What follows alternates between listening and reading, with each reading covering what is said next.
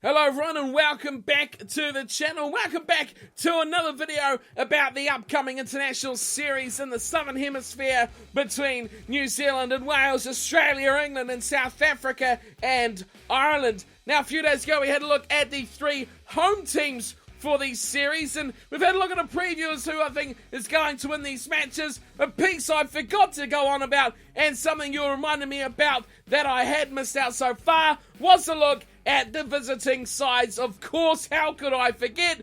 But that is what we're going to have a look at today. A bit of a quick look at the three sides coming over to the Southern Hemisphere to face New Zealand, Australia and South Africa. Now these three sides have of course not long completed the Six Nations competition, so a bit more established side, not as much to probably learn about these teams as we see from the home sides, but still these sides a lot in rebuilding processes. The like of Ireland have a lot of new players coming through. England, they have a lot to prove being the champions. So we're going to kick things off with the English and see what their squad looks like and who they are bringing over to Australia to face the Wallabies. So of course this team played that little match up against Wales before they left, so even more match ready for the Wallabies. So let's take a look through the names that they have selected for this series in Australia. We'll start off in the front row, as we always do, with the props. And there is 6 names to go through here. Dan Cole, plenty of experience. Alice Genge, a new name coming into the English squad from the Leicester Tigers. Paul Hill, Matt Mullen, Kyle Sinclair, a new name definitely to me from Harlequins. Marco Vunipola is the 6th and final name coming into there. So this is a real interesting part of the squad straight away for me from England, with not a huge amount of experience coming through here at all. Of course, Dan Cole, a whole pile of caps, 62 for the 29-year-old Leicester Tiger man. And of course, Marco Vunipola, 32. He's been around the traps for a long time as well, playing in and out of the English team for quite some time between injury. But it's the new names that are really becoming of impact. We've got a lot of players here that have got 1 and 2 caps, some of them even only gaining those caps in that match against Wales. So really England looking quite deep at what their numbers are like here and looking to the future with players like Genge and Hill, only 21 years old, and Sinclair, 23 as well. Still got a lot of youth left in Marco Vunipola as well, only 25 years of age, but I'm really interested that they've gone straight to the front row as an area to improve on. And of course, it will be very interesting to see how these guys step up against the Wallabies pack, which was one that they should consider to be equal, if not something they can gain an advantage of in the 8-man shove. Now we move on into between those props. We have 4 hookers coming into the team, and 3 of them are hookers that the English environment has seen before, and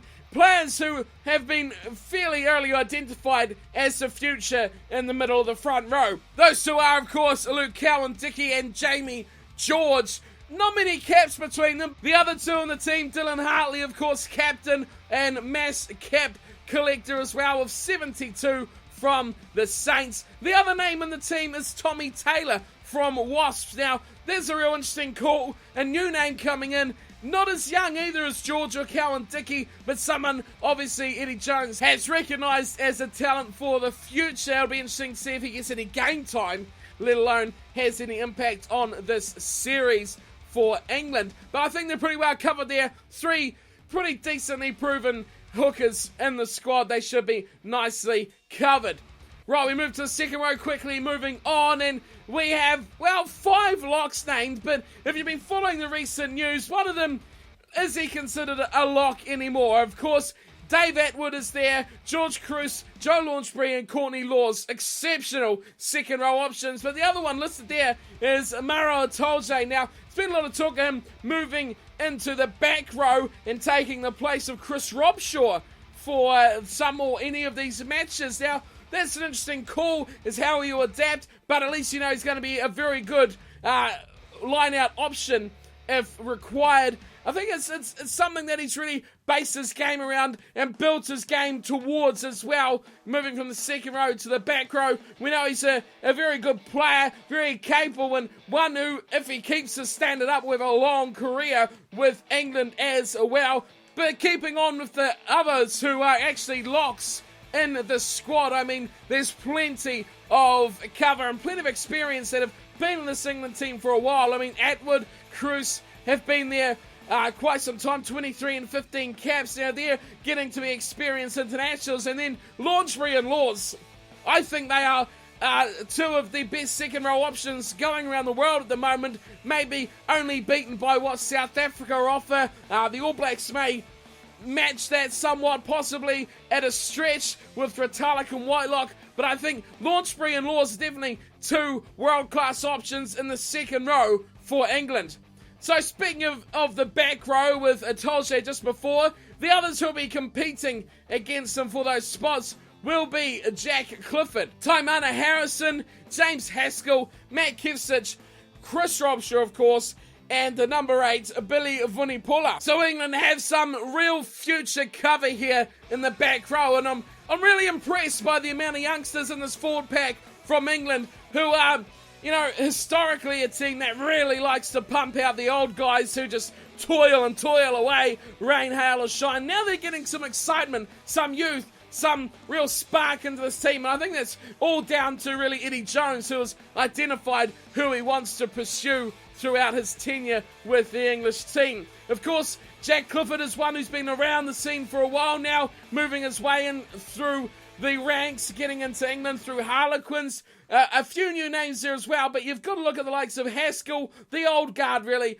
Robshaw and Vunipola will be the main ones. Be interesting to see what happens between Atolje and Robshaw. Who will get that nod? Obviously, Robshaw knocking over the 30-year-old mark, may move himself to a bench role. Versatile and good player in the back row, and I guess at a stretch in the second row. But it's a good all-round English back row. I think they really need to find a good number 7, and I think that is part of what they are trying to achieve here with these youngsters in the squad, and hopefully for their benefit they can find someone who can really do that job. But Robshaw is never going to be a very good 7, much more adept to the blindside role, and that wraps up a look at the English forward pack. Now let's have a look at their back line, and there's plenty to learn about this as well. The scrum half options, just 2, Anastani here and Ben Youngs. 59, 58 caps, experience, still got a few years left in them. These guys know the game.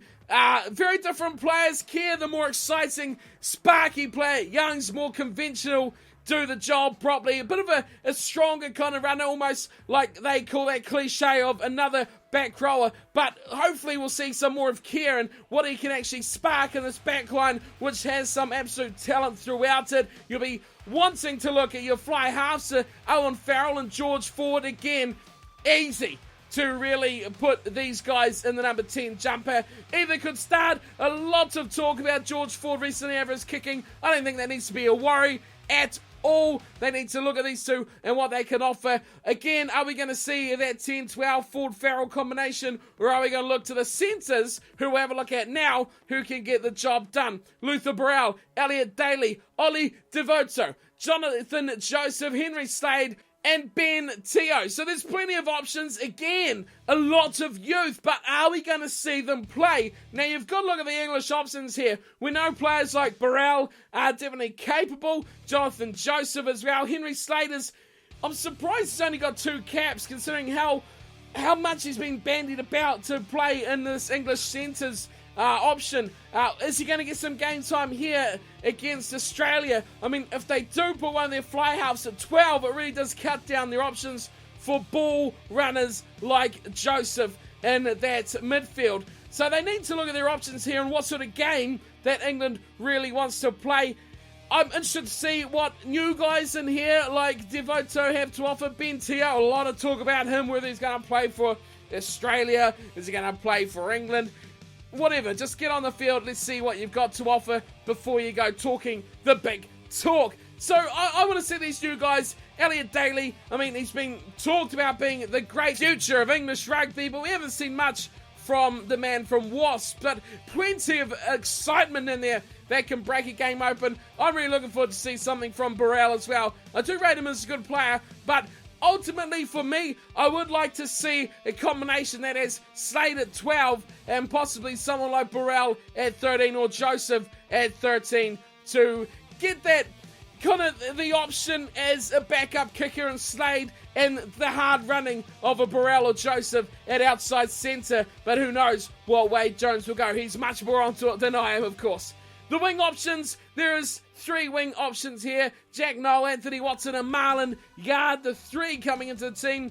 Plenty to offer there. Marlon Yard coming back, he's been in and out of the team quite a bit, so it's nice to see him back there. Hopefully he gets a chance to impress again. Anthony Watson and Jack Noel.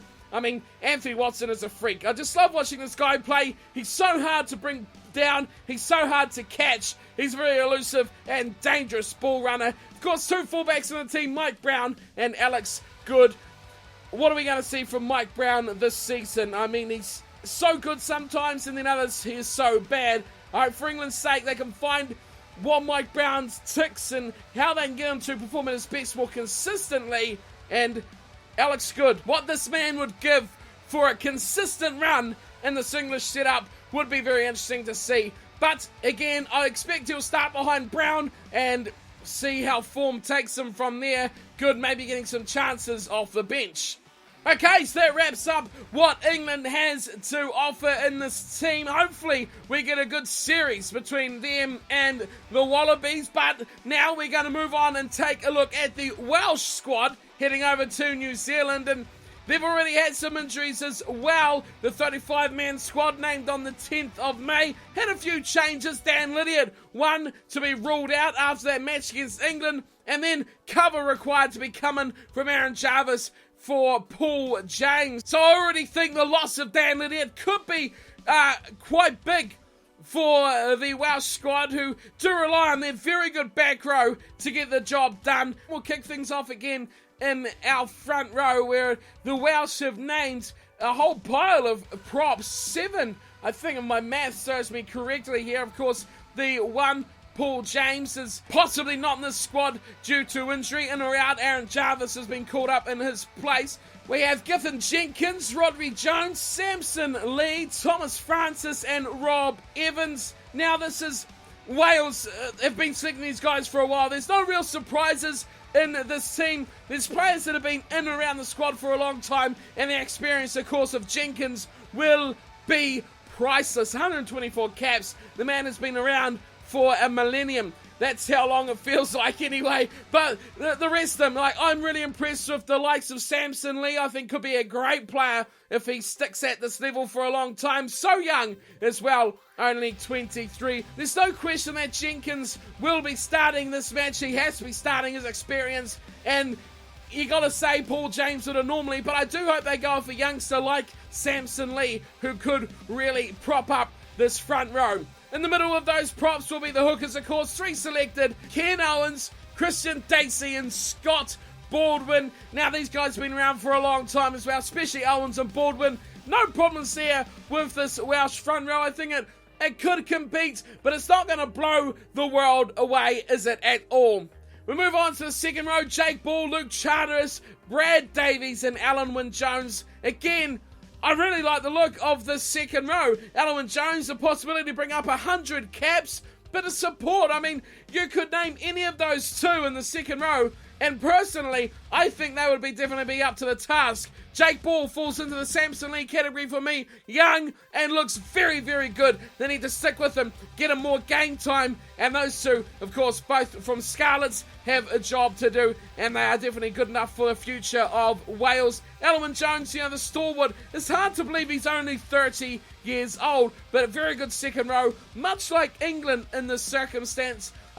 Good second rowers. Almost up there to the world-class status. But maybe not quite yet for these young Welsh locks. Moving into the back row, and there's a new name here to start us off. Ellis Jenkins, James King, Ross Moriarty, Josh Turnbull, Sam Warburton and Toby Faletau, the number 8 named in this team. So here we get to see the first real look of what Wales can offer.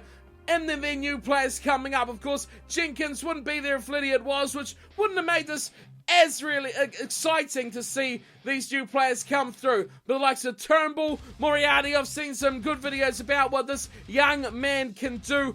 Very, very destructive runner from Gloucester, and I think they really need to give him a bit more time out there. Ellis Jenkins, we need to see more of him as well, and what better place to do it than on the shores of New Zealand to really test them. If Wales have lost this series by the third test, I want to see a complete re-wipe of this whole team.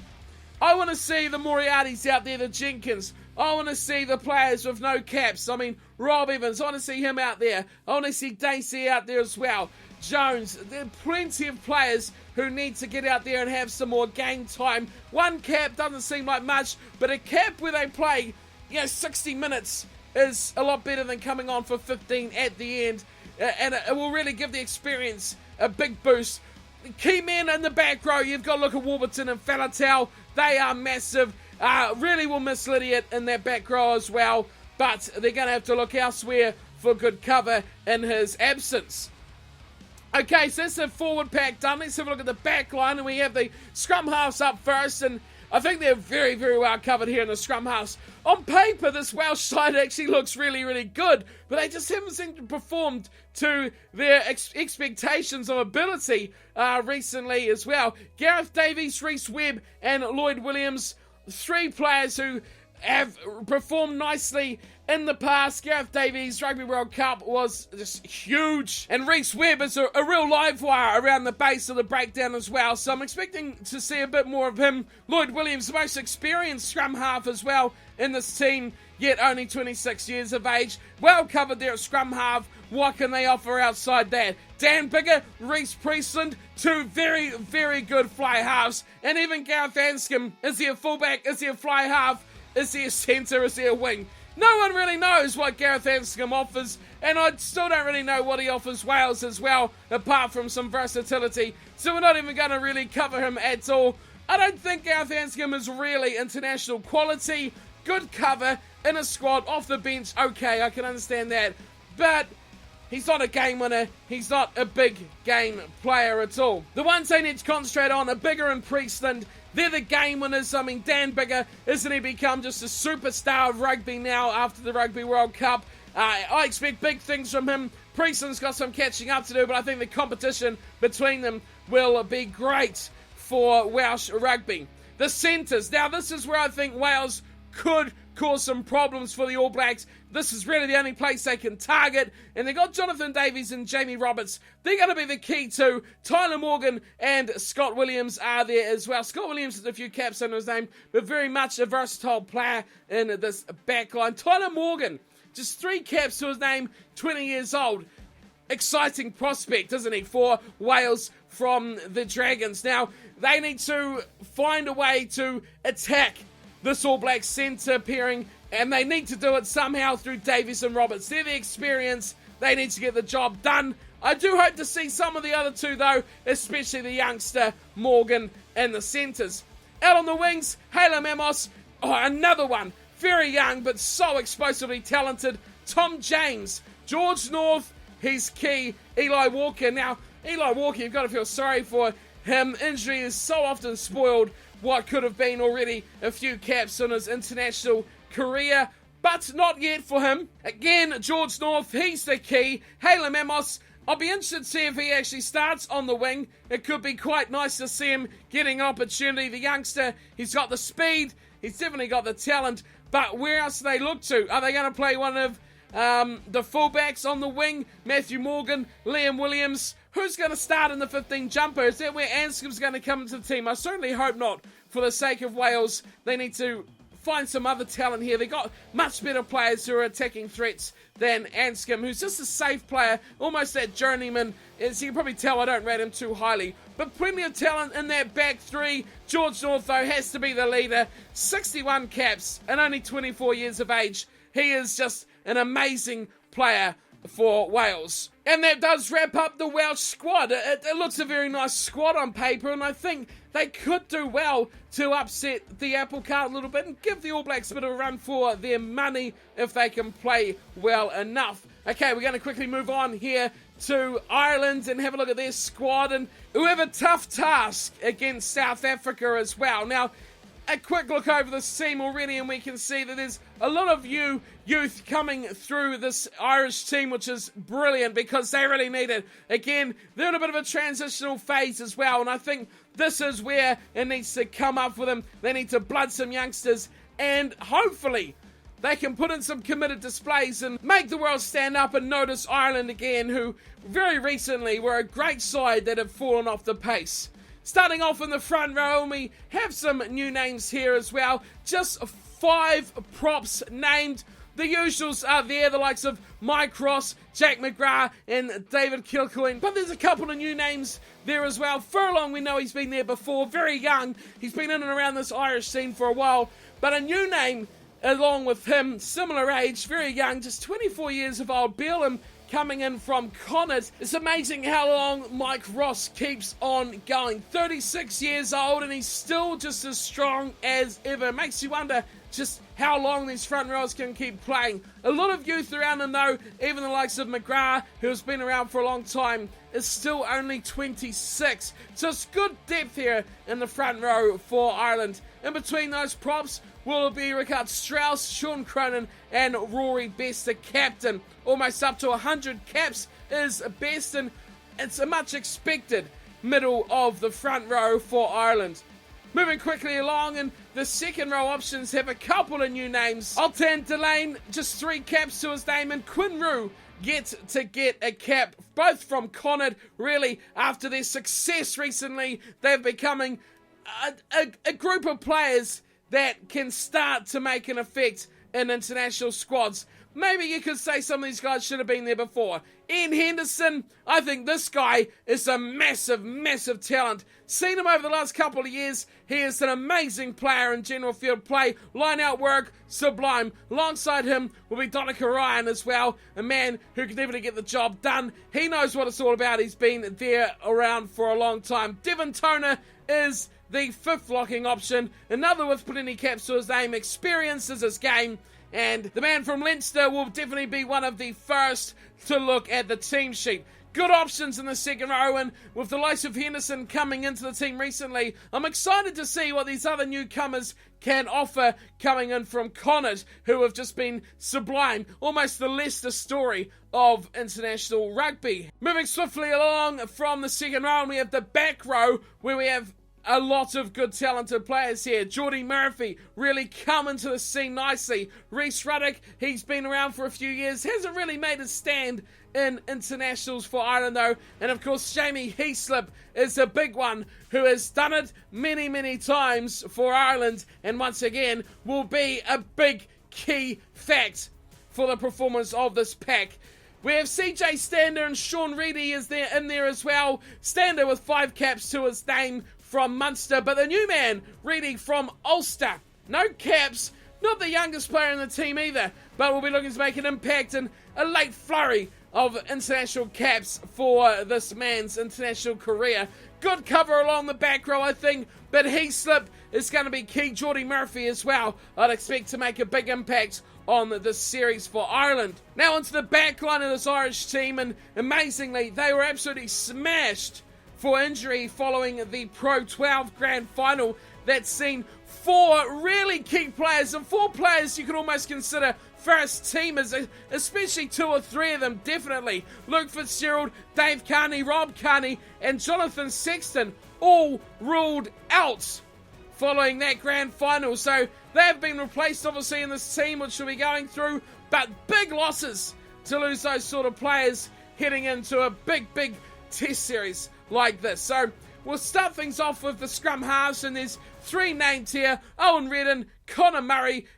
What else could you expect? They're the 2 first name on the team sheet, as we've said before, for scrum halves for Ireland. We have one new one, Kieran Marmion. Of course, he's been around before as well. Very young, 5 caps to his name, but he's coming up through the ranks. A bit of a look to the future for the Irish as well, especially with the likes of Redden. Very old now, 35 years old. Couple of players who may be looking towards the end of their career, their twilight years, one could say. And you look to the likes of Marmion to come in and take the role from those older players. Now into the fly halves, and with the absence of Sexton, big pressure will go on. I'm guessing Ian Madigan, who has really lived in the shadow of Jonathan Sexton for a long time. He's grown a lot over the years and continues to be a very good role off the bench. Petty Jackson is the other in the squad covering fly half. Those two have big pressure on them to even make an impact on this game. The centres in the squad for Ireland here, Robbie Henshaw, big tick beside his name. He's got to be big for Ireland as well. Luke Marshall, Stuart Olding, and Jared Payne. Now, Jared Payne, I still think, hasn't lived up to what Ireland have expected for him. And I do put him in the category with Gareth Anscombe. Players from New Zealand that these international sides expect huge things of. They're just not that good of players. I mean, average Super Rugby players are never going to tear up the international circuit. Jared Payne, all that talk about being the natural progressive replacement to Brian O'Driscoll, one of the greatest centres of all time. I mean, that's just rubbish. Payne is never going to reach those heights. He's already getting into his 30s, only 14 caps to his name. I think Ireland need to look at their other options. I mean, they've got Luke Marshall and Stuart Olding. I know Luke Marshall is a very talented player who deserves to have a shot. Stuart Olding I haven't seen much of, but really, at 23, if you've already got a couple of caps to your name, you're definitely worth a go. It's time to maybe just keep Jared Payne in there for his experience, maybe to cover, but ultimately, I don't see him playing a big star starting role in this Ireland Test series with South Africa.